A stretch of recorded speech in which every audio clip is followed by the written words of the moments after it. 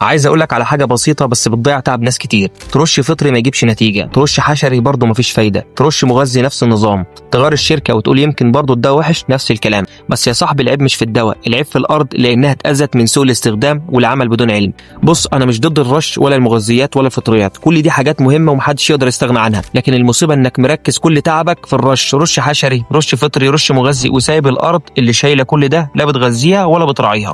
الارض دي يا جماعه زي البني ادم، لو فضلت تديها دواء من غير ما تهتم بصحتها هتيجي في يوم وتتعب، وساعتها لا دواء هينفع ولا مغذي. الارض بقت مليانه املاح واعفان ونيماتوده، والنبات بيضعف يوم بعد يوم، وانت لسه بتدور على دواء يشيل المشاكل. طب ازاي الدواء يشتغل والتربه نفسها بقت مريضه وتعبانه؟ الارض محتاجه تتنفس، محتاجه ترتاح، تتنظف وتتجدد وترجع لها عافيتها من تاني، وساعتها صدقني اي دواء بسيط هتستخدمه هيشتغل معاك فورا، لان النبات هيكون واقف على ارض صحيه مش ارض مريضه.